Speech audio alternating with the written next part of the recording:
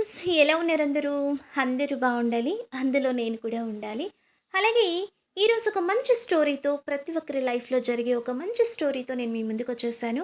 ఎవరు కూడా మిస్ చేయకుండా పూర్తిగా వినండి. మీకు నచ్చితే లైక్ చేయండి, అలాగే షేర్ చేయండి. ఇక లేట్ చేయకుండా వీడియోలోకి వెళ్ళిపోదామా?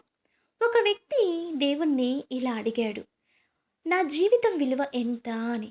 అప్పుడు దేవుడు నవ్వుతూ అతనికి ఒక రాయినిచ్చి, ఈ రాయి విలువ ఎంతో తెలుసుకొనిరా, కానీ దీన్ని మాత్రం అమ్మకూడదు అని చెప్తాడు.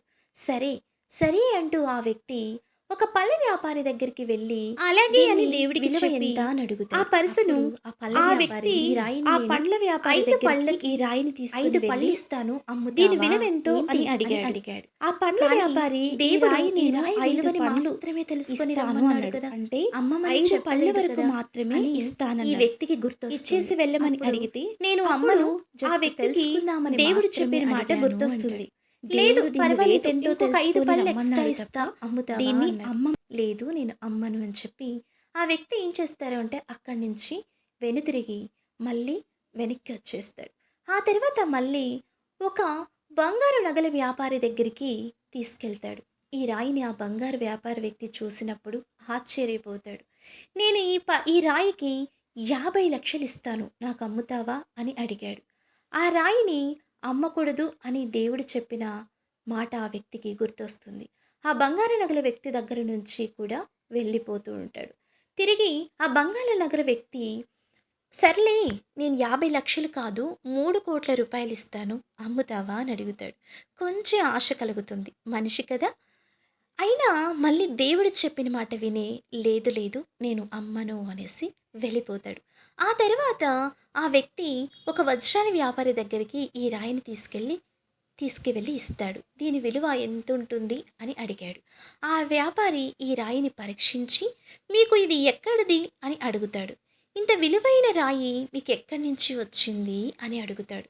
అప్పుడు ఈ రాయి విలువ చెప్పు, నీకెక్కడి నుంచి వస్తే నీకెందుకు అంటాడు. అప్పుడు సరే సరే చెప్తానంటూ, ఈ రాయి విలువ నా ఆస్తి చివరికి నన్ను నేను అమ్ముకున్న నీ దగ్గరున్న రాయిని, ఈ సంపదని కొనడం నా వల్ల కాదండి అంటాడు. చివరికి ఈ ప్రపంచం మొత్తం అమ్మినా దీని విలువ సరిపోదు అని చెప్తాడు. ఆ మాటలు వినగానే ఆ వ్యక్తికి ఏం మాట్లాడాలో తెలియదు. వెంటనే ఆ రాయిని తీసుకుని దేవుడి దగ్గరికి వచ్చేసాడు.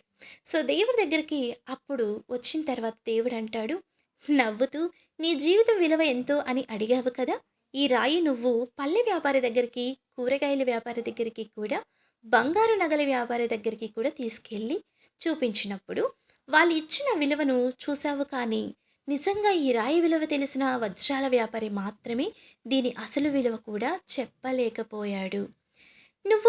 నువ్వు కూడా వెలకట్టలేని ఈ రాయి వంటి వాడివి. నీ జీవితం కూడా వెలకట్టలేని, కానీ మనుషులు వారి వారి స్థాయిని బట్టి నీ విలువని, నీ జీవితాన్ని వెలకడతారు.